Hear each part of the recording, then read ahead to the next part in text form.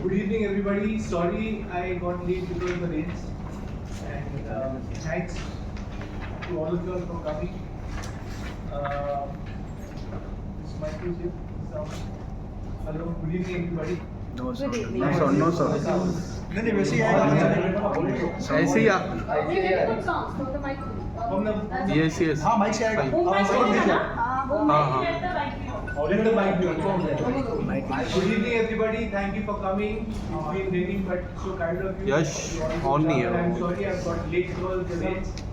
चालू So Jara साहब eco पकड़ रहा है डबल हाँ माइक हटा दो यश इको हो रहा है I am here today to announce that I have severed all ties with my family. ने गलत मेडिकेशन दिया, मुझे टॉर्चर किया, कोजी नर्सिंग होम में बंद किया, डॉक्टर हरीश शेट्टी ने वहाँ मुझे एग्जामिन किया और उनका पहला लाइन था डॉक्टर हरीश शेट्टी का कि इसकी गुर्मी निकालनी है. Now गुर्मी is a Marathi slang and that means कि doctor Harish Shetty wanted to remove my pride, remove my ego and मुझे शौक हुआ कि कोई डॉक्टर ऐसा बोल सकता है and from then on I knew कि ये मेरे साथ बहुत गलत होने वाला है. और मेरी बहन निखत हेगड़े, संतोष हेगड़े और मेरे अंकल इम्तियाज वो उस वक्त वहाँ डॉक्टर के सामने थे लेकिन उन्होंने कुछ कहा नहीं. डॉक्टर को क्या वैसे कैसे बात कर सकते हो. और फर्स्ट ऑफ ऑल आमिर ने भी आके मुझे गलत तरीके से पकड़ा और पुलिस के साथ आए थे आमिर 2005 में मेरे घर पे जो उनका ही घर है असल में बेला विस्टा में और उन्होंने मुझे धमकी दी कि अगर तुम नहीं चलोगे साइकियाट्रिस्ट के पास तो तुमको दूसरे रूम में डॉक्टर है वो तुम्हें इंजेक्शन देगा, तुम्हें अनकॉन्शियस करेगा और तुमको ज़बरदस्ती लेके जाया जाएगा मेंटल इवैल्यूएशन कराने के लिए. तो मैं तो शॉक में भी था और मैंने आमिर को उस वक्त बोला कि ये सब करने की क्या ज़रूरत थी. अगर तुमको मेंटल इवैल्यूएशन करना ही था तो मुझे ऐसे ही बोल देते, मैं तो तैयार था. और मैं उस वक्त उनके साथ चला गया कोजी नर्सिंग होम में. वहाँ पर उन्होंने मेरा फ़ोन भी ले लिया, मेरे अंकल इम्तियाज़ ने मेरा फ़ोन ले लिया और मैं बिल्कुल लाचार था, हेल्पलेस था और उनके मर्सी पे था आमिर खान और फैमिली के. और फिर डॉक्टर ने जब ऐसी बात की तो मुझे मालूम पड़ गया कि मेरे साथ बहुत गलत होने वाला है और मुझे हर चीज़ सहनी पड़ेगी. लेकिन उस दिन भी मैंने उन लोगों को कहा था कि मैं एक चीटी हूँ. मेरी सिस्टर निखत और संतोष हेगड़े को मैंने कहा था कि मैं चीटी हूँ इस वक्त लेकिन एक दिन आएगा जब चीटी भी हाथी को मार गिराएगी और शायद वो दिन आज आ गया है. मैं सबके टाइम था मेरे लिए. तो ये 2005 में मुझे पहले कोजी नर्सिंग होम में बंद किया गया, ज़बरदस्ती दवाई दी गई गलत सलत और फिर आमिर 19 दिन के बाद मुझे आमिर के घर पे कैद कर दिया गया जहाँ रूम के बाहर बॉडीगार्ड्स रहते थे और मुझे ज़बरदस्ती दवाई दी जाती थी. और जब मैंने कोजी नर्सिंग होम में भी कहा था कि मुझे दवाइयाँ की ज़रूरत नहीं है तब भी मुझे फोर्सफुल मेडिकेशन दिया. एक ड्रग का नाम है सेरेनेस जो उसका टेस्ट भी नहीं आता है और वो कलरलेस भी रहती है, वाटर के कलर की रहती है. तो वो बॉडीगार्ड सब लोग मुझे वो दवाई देते थे पानी में इंजेक्शन के थ्रू बॉटल में डालते थे और मुझे पानी और खाना तो खाना ही था जिंदा रहने के लिए. तो जब मुझे एहसास हुआ कि मैं 20-20 घंटे सो रहा हूँ तो मैंने मेरे सिस्टर को बुला के कहा कि मुझे पता है कि तुम लोग मुझे दवाइयाँ दे रहे हो चुपचाप तो मैं ये ओवरडोज हो सकता है and I can lose my life, मैं अपनी जान खो सकता हूँ. तब मैंने डॉक्टर से रिक्वेस्ट किया और दिक्कत को रिक्वेस्ट किया कि मैं जो आप लोग दवा मुझे फोर्सफुली दे रहे हो मैं उसको लेने के लिए तैयार हूँ क्योंकि मैं नहीं चाहता था कि मुझे ओवरडोज हो जिससे मेरी जान खतरा था. तो ये सब टॉर्चर हुआ. फिर आमिर के घर पे मुझे 1 साल बंद किया गया ज़बरदस्ती और दवाई तभी भी चालू थी. तो फिर मेरा वज़न भी बढ़ते जा रहा था, 103 किलो हो गया था मैं. और फिर 1 साल के बाद मैंने आमिर को कहा कि आपने कहा था कि 1 साल के लिए आप लोग ने कहा था कि आप लोग मुझे कैद करेंगे. तो अब 1 साल हो गया है 2006 का वक्त था और मैंने बोला कि मुझे फिर से जो आपका दूसरा घर है जहाँ मैं रहता था जहाँ आप लोग ने मुझे फोर्सफुली पिकअप किया था बेला विस्टा में वहाँ भेजा जाए. तो आमिर ने मुझे अलाउ किया कि मैं वहाँ जा सकता हूँ। उन्होंने कहा क्योंकि 1 साल में मैंने कुछ ऐसी उनको मौका ही नहीं दिया था कुछ मेरे अगेंस्ट कहने का, करने का। तो 1 साल के बाद मुझे घर जाने दिया वापस। और फिर 2007 में फिर सब ठीक चल रहा था। मैं कुछ गोट फार्म स्टार्ट करने की कोशिश कर रहा था और उसके यहाँ अहमदनगर में एक मैंने ज़मीन भी देखी थी और वहाँ गोट फार्म स्टार्ट करने की मैं कोशिश कर रहा था और कुछ लोगों को मिल रहा था उसके लिए। तो वो सब काम चल रहा था। सडनली आमिर ने मुझे 2007 में बुला के दोपहर को डॉक्टर हरी शेट्टी और आमिर ने कहा कि तुमको कल जाना है अपनी सिग्नेटरी राइट्स देना है।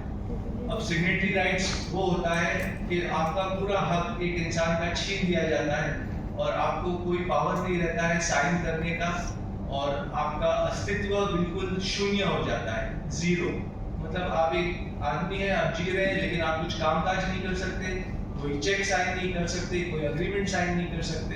तो मुझे जब ये पता चला, मैं उनको तो हाँ बोल रहा था कि मैं जाऊंगा और डॉक्टर और जज के सामने बोलूंगा कि I M incapable of taking my decisions. Aamir ने कहा था ऐसे बोलना है तुमको जाके जज के सामने कि मैं अपने फैसले खुद ले नहीं सकता और मुझे एक गार्डियन की जरूरत है। तो उस वक्त मैं हाँ हाँ बोल रहा था उनको कि हरी शेट्टी को और आमिर को कि हाँ मैं जाऊंगा और सब करूंगा। लेकिन मेरे दिमाग में चल रहा था कि मैं अपने आप को अब कैसे बचाऊं और इस चक्रव्यूह से कैसे निकल पाऊं। और तब मैंने फैसला किया घर जाकर कि मैं घर छोड़ दूंगा और मैं घर से निकल गया क्योंकि अब मुझे पता चल गया था कि मेरी फैमिली को मुझे टेक ऑन करना पड़ेगा। मेरी फैमिली मेरे खिलाफ है और मुझे अपनी फैमिली के सामने लड़ना पड़ेगा, खड़ा होना पड़ेगा। और तब मैंने फैसला लिया घर छोड़ने का और मैं अपने दोस्त एक इंस्पेक्टर हैं मिस्टर संकी, उनको मिला और उनसे मैंने राय ली कि मैं ऐसे ऐसे फंस चुका हूँ, मेरी फैमिली मुझ पर जुल्म कर रही है। उनको सारा मामला मैंने बताया। तो मिस्टर संकी ने कहा कि आप जाइए और आप एक गवर्नमेंट हॉस्पिटल में अपने आप को इवैल्यूएशन कराइए। संकी ने कहा आप तैयार हैं कराने के लिए? तो मैंने कहा हाँ बिल्कुल, अगर मैं बिल्कुल कराऊंगा इवैल्यूएशन मेंटल, क्योंकि अगर मैं सच में पागल हूँ तो मुझे फैमिली के पास जाना चाहिए और फिर मैं जाऊँगा। तो मैंने केईएम हॉस्पिटल में जाके बहुत मुश्किलों से मैंने टेस्ट दिया, क्योंकि जब आप जाते हैं, कोई इंसान जब जाता है गवर्नमेंट हॉस्पिटल में टेस्ट करने को, तो आपको वो बगैर एक फैमिली मेंबर के टेस्ट भी नहीं करते। तो फिर मैं फंस गया फिर से, क्योंकि कोई सब फैमिली मेंबर्स मेरे खिलाफ थे। तो फिर मैंने कैसे भी अब्बाजान को कांटेक्ट किया और अब्बाजान ने कहा कि मैं तुमको एक लेटर दे सकता हूँ कि तुम नॉर्मल हो और तुम्हारी जांच की जाए। तो वो लेटर के बेसिस पे मेरा टेस्ट हुआ केएमएम हॉस्पिटल में। ये 2007 की बात है, 2007 अक्टूबर। और फिर मेरे इंस्पेक्टर दोस्त जो थे सर के, उन्होंने कहा कि आप 2-4 दिन के लिए जरा गायब हो जाइए जब तक ये रिजल्ट्स नहीं आते, और जब ये रिजल्ट्स आ जाएंगे तो आपको कोई केयर नहीं कर सकेगा, आमिर फैमिली आपको कोई खतरा नहीं रहेगा उनसे। तो आप ये रिजल्ट्स आने का तक आप गायब हो जाएंगे। तो उस वक्त मैं खंडाला चला गया था और पता नहीं कैसे भी, पता नहीं फैमिली को कैसे पता चल गया और उन्होंने पुलिस भेजा मुझे अरेस्ट करने खंडाला में। और जब पुलिस बीच रात में आई खंडाला, तो मैंने उनको पूछा कि आप लोग क्यों, उन्होंने आपको चलना पड़ेगा हमारे साथ, हम खाल पुलिस स्टेशन से हैं। तो मैंने कहा कि लेकिन पुलिस को मैंने ये पूछा कि मैंने गलत क्या किया है। पुलिस जब भी पकड़ती है जब आपने कुछ गलत किया। तो मैंने पुलिस को क्वेश्चन किया कि आप मुझे किस सिलसिले में पकड़ रहे हैं, आपके पास वारंट है, क्या है आप, और आप किस जुर्म में मुझे पकड़ रहे हैं। लेकिन उन्होंने कहा कि आपकी मदर और सिस्टर ने एक कंप्लेंट डाली है पुलिस स्टेशन में कि आप सोसाइटी को के लिए हार्मफुल है, आप डेंजरस टू सोसाइटी है और आपको स्किज़ोफ्रेनिया है, ये उनके डॉक्टर्स बोल रहे हैं। तो मैंने कहा ये सब झूठी बात है। तो उन्होंने बोला खैर आपको चलना पड़ेगा, आप चलिए हमारे साथ। तो मुझे उनके साथ चलना पड़ा, क्योंकि वो होटल वाले ने भी बोला मुझे कि हम आपको रहने नहीं देंगे। तो ये सब हुआ बीच रात में खंडाला में और मैं पुलिस के साथ मुझे आना पड़ा। पुलिस को तो ऑर्डर मिला था कि कैसे जैसे तैसे भी फैसल को पकड़ के लेके आओ। तो पुलिस भी लाचार थी, उन्होंने मजबूर थी और उनको ऑर्डर दिया गया था कि फैसल को पकड़ के ले गया जहाँ से भी। तो ऐसा हुआ और मुझे पुलिस के साथ जाना पड़ा और फिर मेरा फ़ोन ले लिया गया। मैं खार पुलिस स्टेशन में सो गया और जब सुबह उठा तो मुझे मेरा फ़ोन मिला, क्योंकि इंस्पेक्टर संके ने जो खार पुलिस स्टेशन के इंस्पेक्टर थे इंचार्ज, उनको फ़ोन करके कहा कि इनको फ़ोन दे दो वापस फैसल को। तब मुझे मेरा फ़ोन मिला और मुझे पता चला कि मुझे कोर्ट में लड़ना है केस। अभी मेरी मदर जीनत ताहिर हुसैन और निखत हेगड़े ने केस डाल दिया है आपके ऊपर, तो आपको केस लड़ना पड़ेगा। तो तब मैं फ़ोन खोल के मैंने जो ABCD ए अल्फ़ाबेट से स्टार्ट किया और मैंने फ़ोन लगाया अब्दुल रहमान को, जो देवनाथ चेंबूर में स्लॉटर हाउस में वो प्रेसिडेंट थे उस वक्त। तो वो मेरे साथ गोट फार्मिंग का जो मैं खोलना चाहता था फार्म, वो उसमें इन्वॉल्व थे और वो मुझे गाइड कर रहे थे। तो उन्होंने कुछ वक्त मेरे साथ बिताया था उस वक्त। तो उन्होंने जब सुना कि मेरे ऊपर केस आ गया है, तब मैंने उनको बोला कि मुझे एक वकील की ज़रूरत है। तो उन्होंने मुझे बोला ठीक है, मैं आपको मिलता हूँ 10 बजे इधर बैंड्रा ईस्ट के कोर्ट में और एक वकील के साथ मिलता हूँ। तो तब जाके एक वकील मिस्टर ऐसे वासिद आए, उन्होंने मेरा केस टेक ऑन किया और फिर जब मैं कोर्ट में गया उस वक्त पेश हुआ तो मुझे पता चला कि I need some person to stand a guarantee for me. तो खैर कैसे तैसे भी करके मैंने एक इंसान आए जो मेरे लिए खड़े हुए गारंटर, और तब वकील साहब ने जज साहब ने मुझे भेजा जे हॉस्पिटल में फिर से टेस्ट करने। बोल रहे थे कि तुम्हारी फैमिली तो बोल रही है कि तुम स्क्रिप्चर ले जाओ, लेकिन जज साहब ने बोला हम कोर्ट भी देखना चाहेगा ना कि तुम पागल हो के नहीं। तो मेरा जे हॉस्पिटल में मुझे फिर से 20 दिन के लिए रखा गया, लगभग 20 दिन, और वहाँ मेरा पूरा टेस्ट हुआ, वो कोर्ट केस चला गया। फिर बंजारा साहब भी मुझे मिलने आए मेरे डैडी के साथ जे हॉस्पिटल में। वहाँ मैं उनको पहली बार मिला और मेरे डैडी ने कहा कि ये लॉयर हैं मिस्टर बंजारा एडवोकेट, और ये तुम्हारा केस भी लड़ेंगे, मेरे साइड से खड़े रहेंगे, मतलब अब्बाजान के साइड से। और तब कस्टडी बैटल शुरू हुई। आमिर चाहते थे कि वो मुझे मेरी कस्टडी ले, आमिर और फैमिली चाहती थी कि वो मेरी कस्टडी ले और मुझे फिर से दवाइयाँ खिलाएं। लेकिन क्योंकि बंजारा साहब थे और अब्बाजान मेरे लिए खड़े हो गए थे, तो जज ने जो नेचुरल गार्डियन होता है फादर, उनके फेवर में डिसीजन दिया और मुझे कस्टडी मेरे फादर को मिली। और जज साहब ने ये भी कहा, मैंने आप लोगों को एक वर्डिक्ट भी दूंगा, जो कोर्ट का वर्डिक्ट है वो आप लोग उसके थ्रू जा भी सकते हैं कि जज के कोर्ट ने मुझे क्लीन चिट दी है, मैं केस जीता। और जज साहब ने मुझे एक तो टेस्ट कराया जे में, और फिर मुझे कुछ कंडीशंस रखी थी कि मैं रोज जाके पुलिस स्टेशन में हाजिरी दूं, और जो भी जज साहब ने कहा था मैं पूरा उसके ऊपर मुकम्मल उतरा और मैं सब करते गया। और फिर जब अब्बाजान के ऊपर प्रेशर पड़ा मॉनिटरी, तो अब्बाजान ने भी मेरा साथ छोड़ दिया और उनका पैसा पानी बंद किया गया फैमिली के थ्रू। तो ये सब हुआ और अब्बाजान ने मेरा साथ छोड़ दिया, लेकिन ऊपर वाला है। तो जज साहब ने बोला कि मैं आमिर को कस्टडी नहीं दूंगा, मैं फैसल को छोड़ दूंगा टू लिव अ लाइफ। तो जजमेंट में मैंने लिखा है कि purposely he left me alone to see how I react in society and how I deal with society। तो ये जज साहब का बहुत अच्छा एक फैसला था और उन्होंने मुझे जीने दिया, मैं जी रहा था, तब तक केस भी चल रहा था, मैं सब सोशल एक्टिविटीज कर रहा था, उसका प्रूफ मैं जज साहब को दे रहा था हर हियरिंग पे कि मैं मेरी क्या क्या एक्टिविटीज हैं। और फिर केस चला और फिर 4 महीने के बाद Feb 16 को मुझे वर्डिक्ट दिया गया। जज ने कहा कि you are a normal person and you can live your life freely as an Indian citizen and you don't have paranoid schizophrenia। और ये सब करके मुझे एक क्लीन चिट मिली, मैं केस जीत गया, केस मेरे हक में गया और तब मैं अपने कामों में फिर से लग गया। तो ये पूरी स्टोरी थी और जो मेरे साथ हुआ, तो मुझे बहुत टॉर्चर सहना पड़ा इस दौरान। फिर मैं घर से बाहर रहा और बस जिंदगी चलती गई। मैं अपने काम काज में व्यस्त हो गया, बिजी हो गया, काम ढूंढने की कोशिश कर रहा था।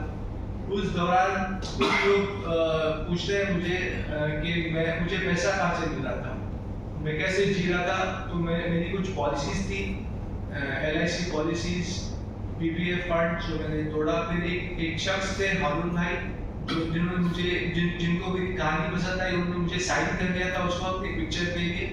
तो वहाँ से पैसा आया। जो ज़मीन मैंने खरीदी थी उस वक्त गोट फार्म के लिए अहमदनगर में, मैंने वो डील कैंसिल की, वहाँ से थोड़ा पैसा आया। एक बिग बॉस करके एक शो है जो मुझे बहुत लेना चाह रहा था उस वक्त, तो उनसे थोड़ा साइनिंग अमाउंट मिला मुझे। मैं शो में तो गया नहीं, लेकिन साइनिंग अमाउंट मुझे मिला करीब 4 लाख उस वक्त।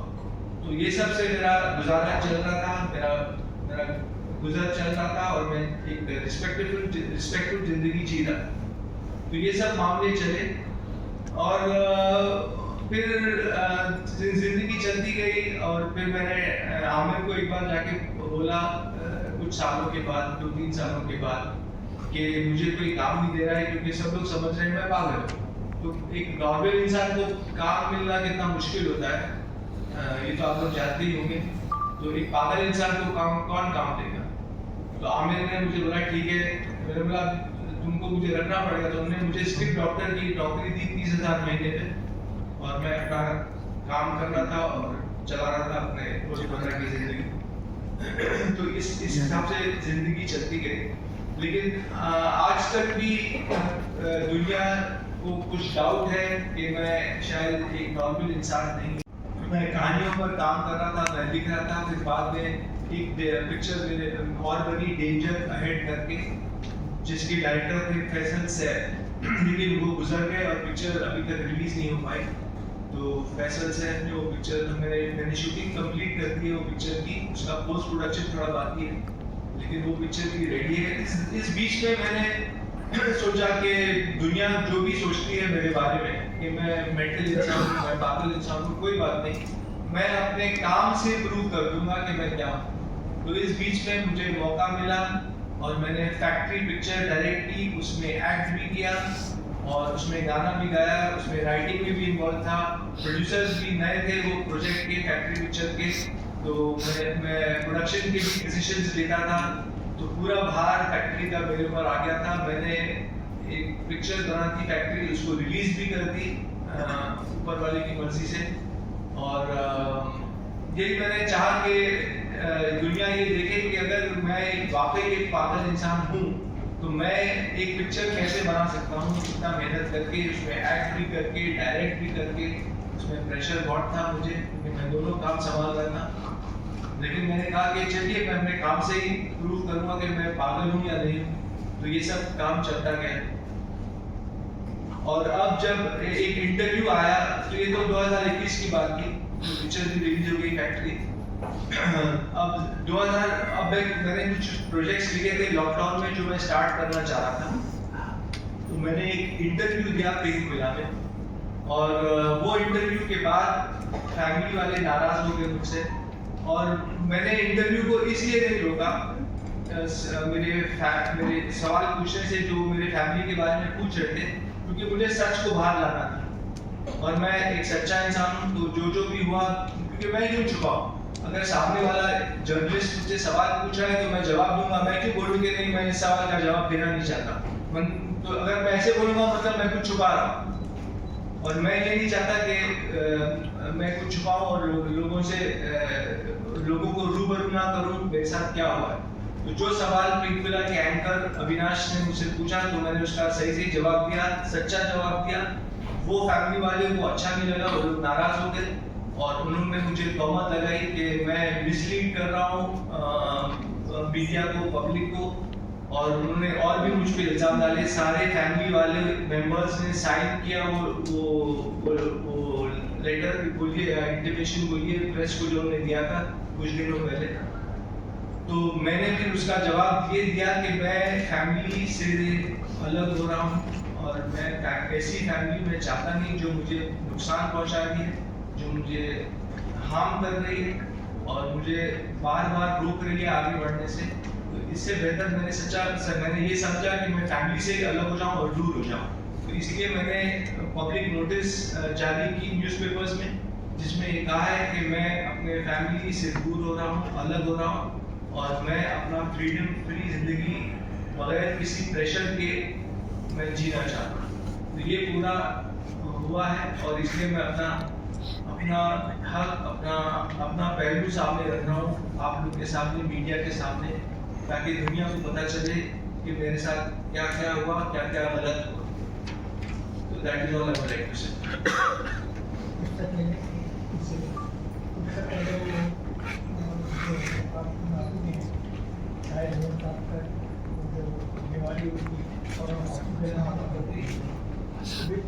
Before that, Mr. Tahir Hussain was in Lilavati Hospital. He asked me, Mr. Vanjara, I want that Mr. Santosh Hegde and other person, that is Nikhil, should not come to me in the hospital. I don't want to see them, their faces, and want to take anyone advice. You please see that they should not come. That was the person, Santosh Hegde and the Nikhil, as they were involved with the family members and teaching them bad things and putting the bad things in the army ears. So it's what he wanted, that they should not come to in the hospital. But according to me, being an Amir, though he is an intelligent person, make a good film also, and we came under the impression and listened to them, especially Santosh Hegde and Nikhil. That is the only thing I want, and I want to request you that accordingly, on the point of now that Mr. Harish Shetty is a renowned psychiatrist, I will be seeing that on that point, and will be writing to the medical council that his license to be cancelled as a doctor. That is our request. That is, I am telling on behalf of Mr. Faisal Khan. That we will be doing, and after that, after the public notice, we wanted to file a writ petition in the Honorable High Court after the 30 days of the public notice, and accordingly, notice will be issued to them, and in that writ petition, they have to file their affidavit. There is no alternative. They have to come out openly and say that. And once we get the writ petition filed in the High Court, then we'll get, inshallah, good order accordingly, which we have got from earlier from the Bandra 9th Court on 16 to 2008. I think so. Feb 16, 2008. 16. Yeah, yes, Feb 16, 2008. And I have got the copy of that also. And I will be giving this copy to everyone. दूसरी बात यह है कि एक point में एक आपको और बता इम्पोर्टेंट पॉइंट ये था कि in between mister Tahir Hussain साहब was very much sick. Sir mike नीचे देखिए, आपके फेस के सामने नीचे Tahir Hussain साहब very much sick. Tahir Hussain साहब very much sick, and then he was not able to control his urine. So Amir Khan and Nikhil and Santosh Hegde forced Mr. Tahir Hussain साहब that you first give. There was one woman to whom he has got married earlier, that is Mrs. Chainaz. She was a body. You give divorce to her, and then only we'll take you to the hospital, and then we'll see that your medical treatment will be given. That is a very bad thing which I came to know afterwards. But because I was not involved in the family matters and all this thing, but I came to know in the last time from the mouth of the Mr. Nasir Sitsa. That is the only thing.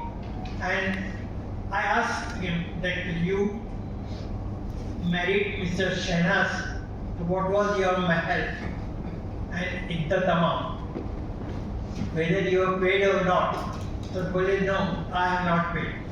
That is a pressure, and that was these things on my head which I have to do it. But unfortunately, he could not do it. That is the only thing. And then after High Court filing in the petition in the Honorable High Court, then accordingly we will move to the Medical Council to cancel the license of Mr. Harish Shetty, who is a renowned psychiatrist. That is my humble thing which I want you people to mention in your press conference. Thank you. और दूसरी बात ये है कि आप लोग पूछेंगे कि फैमिली ऐसे ही क्यों टॉर्चर करने लगे। तो जो मेन मुद्दा था, मेरा एक डाइवोर्स हो चुका था। मेरा एक शादी हुई थी 2002 में एक लड़की के साथ, और 2002 जनवरी में मैं उसको मिला था वो लड़की को। फिर अगस्त में मेरी शादी हुई और दिसंबर 2002 में मेरा डिवोर्स हो गया। तो तब से मेरा फैमिली प्रेशर डाल रहा था मुझ पर कि मैं मेरी आंटी से शादी करूं, फैमिली में मेरी मदर की फर्स्ट कजन, और मैं ये बिल्कुल नहीं चाह रहा था। तो उन लोग ने उस वक्त से मुझ पर प्रेशर डालना शुरू किया, और वो प्रेशर डाल के उस वक्त से उन्होंने मुझे प्रेशर डालना शुरू किया कि शादी कर लो, शादी कर लो, शादी कर लो। और मैं अपने काम में तक लगा था और मैं बिल्कुल इंटरेस्टेड नहीं था शादी करने में। तो उसको लेके फैमिली के साथ मेरी काफ़ी बहस उज्जत होती थी, अनबन होती थी। तो इसलिए मैं फैमिली से दूर रहने लगा था, क्योंकि अगर मैं वहाँ बैठता तो लड़ाई झगड़ा होता, और मुझे लड़ाई झगड़ा बिल्कुल पसंद नहीं। तो इस मुद्दे को लेकर मैं फैमिली से दूर भी जाने लगा था। और तब उन्होंने ये कहा कि ये पागल हो गया है, क्योंकि मैं फैमिली को नहीं मिल रहा था। मैं पूरी दुनिया में उठ रहा था, बैठ रहा था, लोगों को मिल रहा था, सिर्फ फैमिली से अलग था। तो फैमिली को ये गुस्सा आ गया कि, और मदर को गुस्सा आ गया कि वो मैं उनकी मेरी आंटी से मैं शादी नहीं कर रहा हूँ। तो ये भी एक बहुत बड़ा मुद्दा था ये सब शुरुआत होने की। I think I have covered everything. Aamir ने जब मेरी पहली पिक्चर मदोश बन गई थी 1992 में शूटिंग शुरू हुई थी, अबेदा ने वो प्रोड्यूस किया था मेरे लिए, डैडी ने। तो आमिर ने उस वक्त की मेरी पिक्चर की कहानी नहीं सुनी थी जब उन्होंने शुरू किया था। तो पता नहीं, कुछ लोग बोल रहे हैं कि मीडिया में कि आमिर की जेलसी उस वक्त से थी तुम्हारे साथ। तो शायद वो जेलसी बढ़ते बढ़ते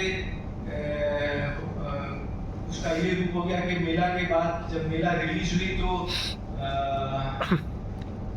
मतलब मेरा काम थोड़ा ज़्यादा अच्छा लगा लोगों को। तो ये लोग मुझे कहते हैं आज तक कि तुमने ज़्यादा अच्छा, तुमने बेस्ट काम कर दिया मेला मूवी में। तो शायद आमिर को और भी जेलसी बढ़ गई होगी, क्योंकि मेला के परफॉर्मेंस के बाद ही आमिर ने मुझे बोला कि फैसल तुम्हें एक्टिंग नहीं आती, तुमको एक्टिंग छोड़ देनी चाहिए। तो he was not encouraging at that time. So maybe what I've heard that he was jealous and he was कुछ sibling rivalry रही होगी जिसकी वजह से उन्होंने ये कदम उठाया, and could be possible, yes. Sir, आपने पब्लिक नोटिस में लिखा है कि I won't accept any monthly allowance from Aamir hereafter, पर अभी जब आपने प्रेस कॉन्फ्रेंस के दौरान बोला तो आपने इस बात का कोई जिक्र नहीं किया कि आपको कोई मेंटेनेंस या अलाउंस उनकी तरफ से मंथली मिलता था। इस बारे में जी ये अच्छा सवाल आपने पूछा। नहीं, मुझे एक मेंटेनेंस मिलता था जब मैं घर वापस लौटा। तो पहले तो मुझे 30,000 पगार मिल चुकी, जो मैं स्क्रिप्ट डॉक्टर था मैं, तो तब मिलती थी। फिर आमिर ने एक दिन मुझे बुला के बोला कि फैसल मैं तुमको नौकरी से निकाल रहा हूँ, तो no need to come to the office. तो maybe he felt I was not working hard enough और व्हाटएवर।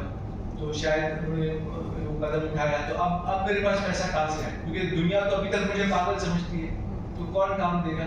तो फिर मैंने आपके से बहस इज्जत की एक दिन, और मैंने बोला कि you have to give me a monthly sustenance till I don't stand on my 2 feet, because तुम्हारी वजह से मैं पागल करार किया गया हूँ। तो उन्होंने अग्री किया और उन्होंने बोला कि ठीक है मैं मंथली तुमको अलाउंस दूंगा। तो वो अलाउंस तय हुआ तो मुझे मिलता था। तो अब जब मैंने घर छोड़ दिया, जब मैंने पब्लिक नोटिस जाहिर की, तो मैंने ये फैसला लिया है कि ना मैं उनके घर में रहूंगा और ना मैं उनसे मंथली मनी लूंगा। जो है ऊपर वाला देगा। मैं मेहनत करूंगा, मैं अपना जो भी मैंने सीखा है फिल्म लाइन में, मैं एक पिक्चर डायरेक्ट भी कर चुका हूँ, तो मैं डायरेक्शन की तरफ जा रहा हूँ। और मैंने एक नए प्रोजेक्ट पे भी काम किए, कुछ एक्टर्स को भी हम लोग ने सुनाया है कहानी, जो अभी मतलब 14 एक्टर्स हमारे लिए राजी भी हो गए हैं। तो मैं अपना खुद मेहनत करूंगा, और अगर ऊपर वाला चाहेगा तो मैं पिक्चर ये भी डायरेक्ट करूंगा और एक्टिंग भी कर सकता हूँ। कुछ रोल्स ऑफर होंगे तो I am open to everything. एक और पॉइंट तो अभी मैं पैसा नहीं लूंगा वैसे, ना उनके घर पे रहूं। एक और पॉइंट था कि आपने कहा कि मुझे बिग बॉस का साइनिंग अमाउंट मिला था, जी। एंड वी ऑल नो कि Aamir and Salman are both in good terms. तो क्या वजह थी कि साइनिंग अमाउंट मिलने के बाद भी आप बिग बॉस हाउस में नहीं? हाँ, तो उस वक्त भी बिग बॉस का जो मुझे मिला था साइनिंग अमाउंट, सडनली मुझे निकाल दिया गया वहां से। तो मुझे पता चला कि आमिर ने कुछ स्ट्रिंग्स पुल किए और उनकी वजह से ही मुझे निकाला गया। जब उनको पता चला कि मैं बिग बॉस में जाऊंगा उस वक्त, और मैं सब दुनिया के सामने अपना जो भी पेश करूंगा, जो आज मैं पेश कर रहा हूँ, तो वो डर गए और उन्होंने मुझे बिग बॉस से निकाल दिया। तो only he could have used his pull and power to remove me from Big Boss, वरना मैं वो शो भी करता। और कुछ सर, मेरा सवाल आपसे, जिस तरह से फॉल्स एलिगेशन और चार्जेस थ्रू हिज फैमिली और अनसाउंड माइंड डिक्लेयर किया है उनको, बट कोर्ट के वर्डिक्ट ने उनको फ्री और फिट एंड फाइन कर दिया डिक्लेयर। बट अगर आगे जाकर ये अगर केस फाइल करते हैं अपनी फैमिली के अगेंस्ट, तो what will be the punishment to his family? He's asking about the writ petition. What is the consequences of the writ petition? Consequences, yes, correct. To his Consequences of the family. writ That will be filing in the writ petition in the Honorable Court, and they have to file their reply after notice to that. That is the only thing. Then we will come to know that to what is the reply coming.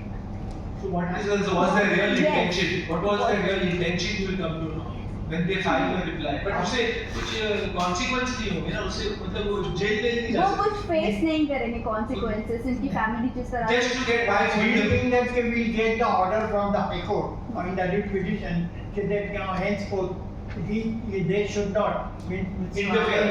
Santosh Hegde, Nikar and other people should not interfere in the life of Mr. कोई legal देखिए, जैसे मैंने एक public notice जाहिर किया, तो ये legal नहीं था। Correct. ये मेरी तरफ से एक नोटिस जाहिर किया गया था, लेकिन रिट पेटिशन लीगली कटिंग होगी। उनको कुछ कॉन्सिक्वेंसेस नहीं होंगे, मतलब उनको ना कुछ सजा होगी ना कुछ होगा, लेकिन that will be a legal step that I am cutting all ties and you can't interfere in my life. And from the higher court we will get the order after public notice.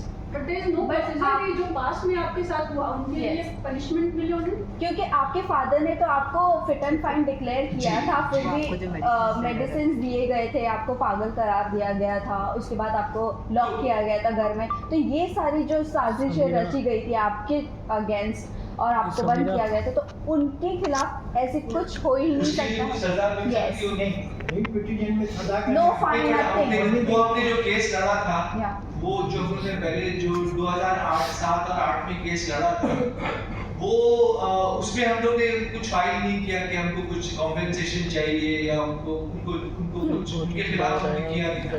Okay. And I don't no, I was not interested in, I just wanted कि मेरा पीछा छूटे लोगों से और मैं अपने काम में जीऊं और अपना काम करूं।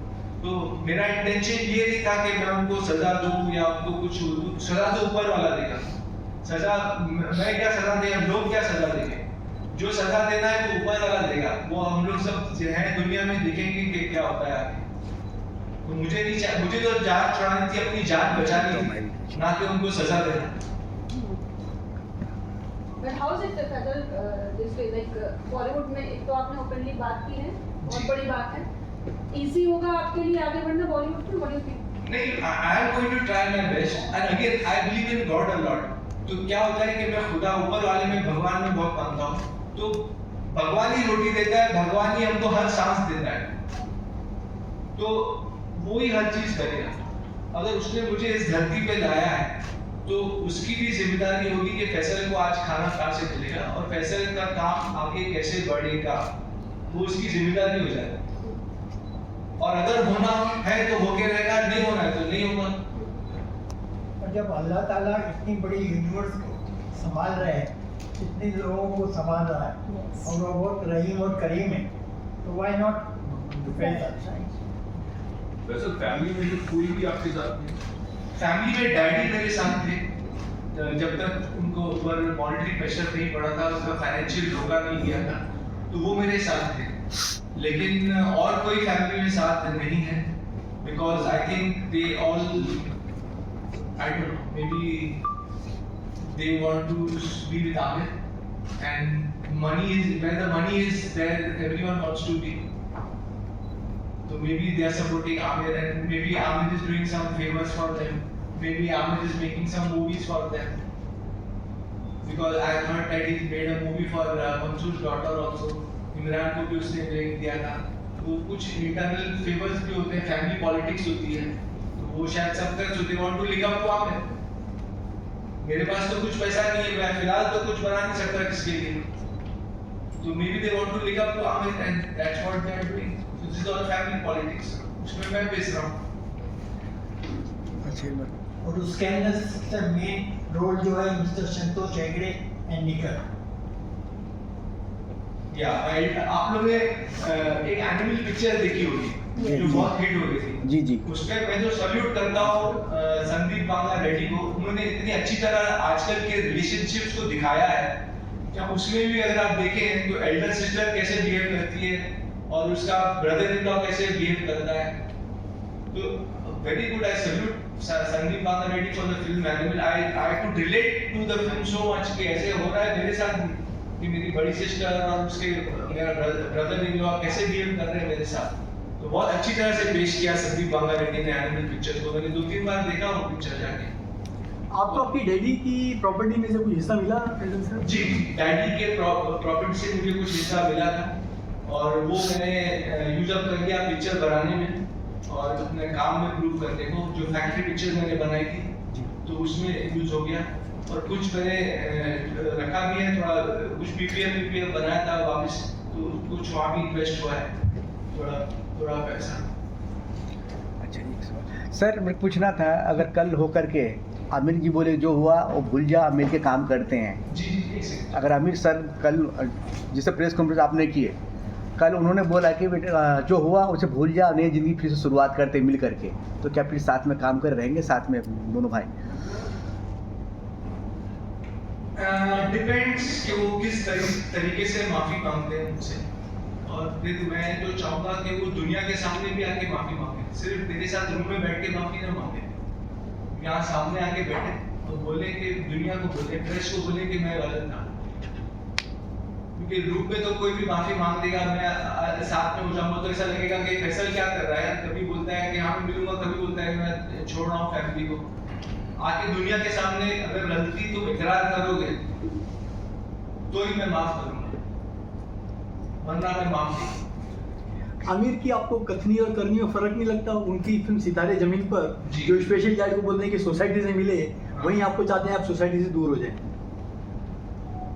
हाँ, वो तो वो नहीं चाह रहे। आपका क्वेश्चन क्या था? वो सोसाइटी चाह आमिर की कथनी और करनी, हाँ। उनकी सितारे जमीन पर स्पेशल चाइल्ड है, हाँ। वो चाहते हैं कि सोसाइटी से मिक्सअप होए वो, हाँ। वहीं आपको चाहते हैं कि पागल कराए नहीं, क्योंकि आप सोसाइटी से दूर हो जाएं।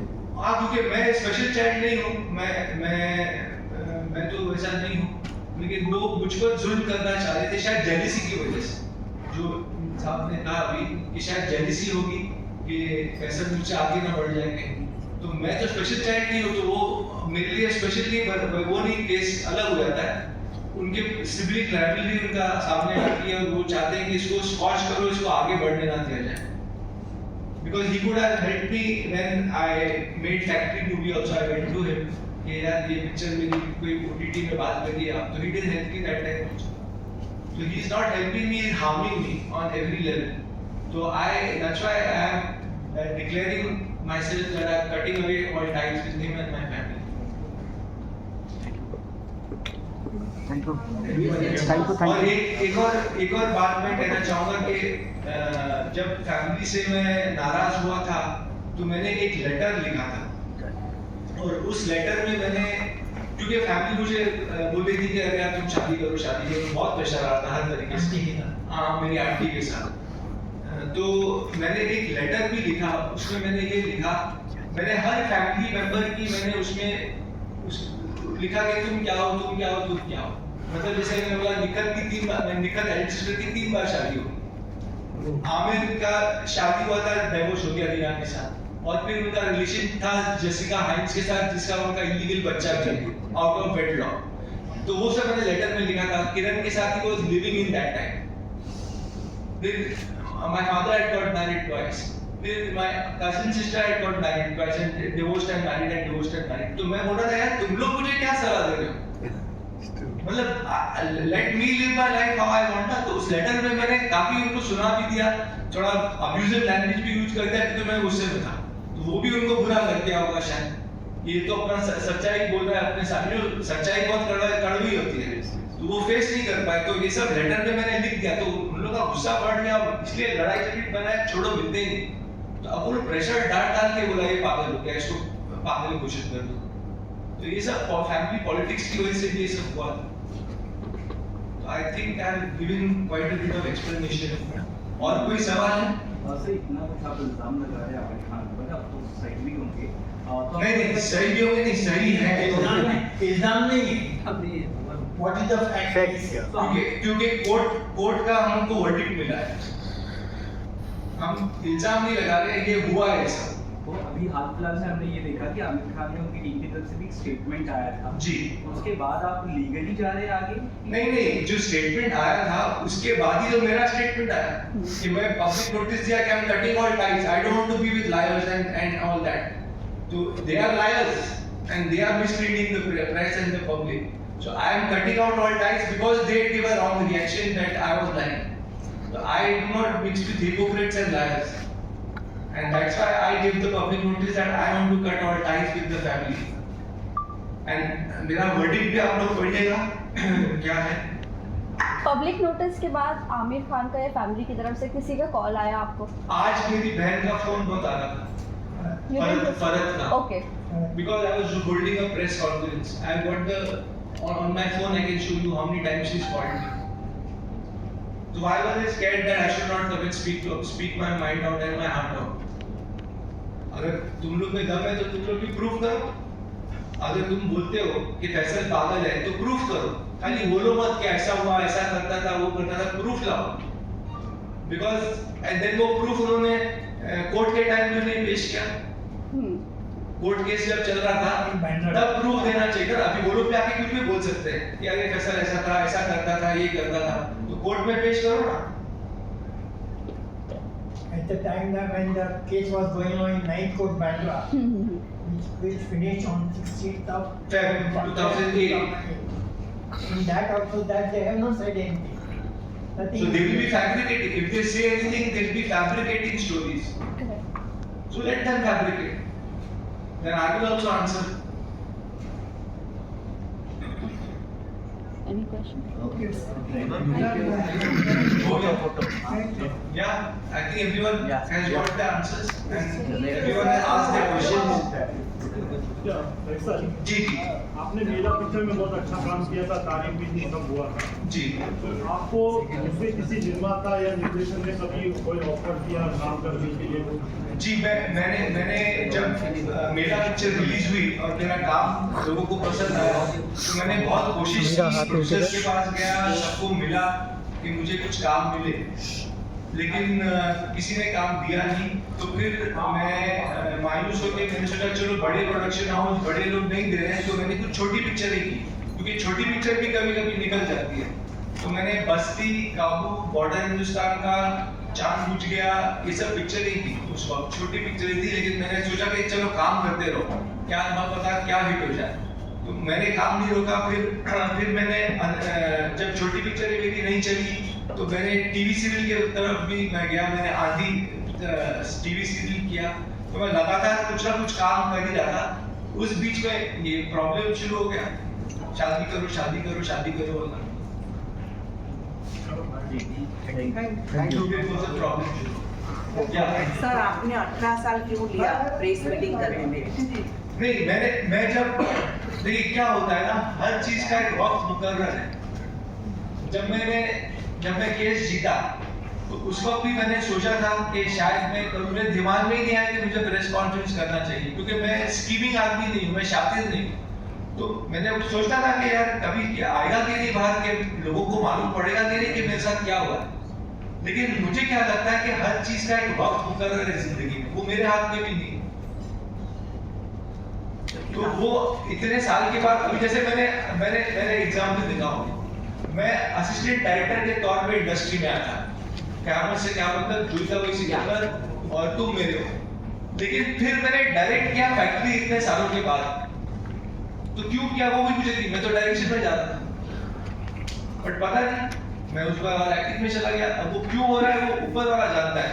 आज जो प्रेस कॉन्फ्रेंस होना था तो हो गया, और आप लोग सब यहाँ हैं। और जब वक्त, हर चीज का वक्त मुकर्रर है जिंदगी में, जैसे जिंदगी और मौत का भी वक्त मुकर्रर है। आप ये नहीं बोल सकते कि मैं कल मर ही जाऊंगा या मैं कल पैदा ही हो जाऊंगा, वो मुकर्रर है वक्त। वो होना है तो वो होगा।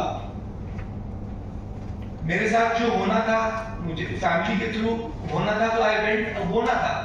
अब ये नहीं बोल सकता क्यों हुआ, वो तो ऊपर वाला ही जानता है कि क्यों और कब क्या हुआ। आप इतना आध्यात्मिक की बात कर रहे हो, आपकी बातों में इतना बार बार आ रहा है कि ऊपर वाला देगा, गॉड देगा, तो आपको इतना कॉन्फिडेंस है कि ये मीटिंग करने के बाद, कॉन्फ्रेंस करने के बाद मुझे बेनिफिट होगा? बेनिफिट तो मैं नहीं चाहता हूँ, मैं खाली चाहता हूँ कि मेरा नाम क्लियर हो। मैं नहीं चाहता हूँ कि ये एक प्रेस कॉन्फ्रेंस इसके लिए नहीं है कि मुझे काम मिल जाए, तो मेरा काम देखकर ही काम मिलेगा मुझे। और वो बात वही है कि ऊपर वाले ही देगा। ये बेनिफिट ये नहीं है, बेनिफिट ये है कि मैं मेरी फैमिली से दूर हो रहा हूँ, ये मैं उसकी तरफ लीगल स्टेप्स भी लेने वाला हूँ। तो ये प्रेस कॉन्फ्रेंस उसके लिए किया गया है कि भाई मेरे फैमिली वालों मेरे पीछा छोड़ो, और जो मेरा नाम खराब किया गया है वो सच जाहिर हो दुनिया के सामने, इसके लिए किया गया। Thank you sir, thank you, thank you sir, thank you.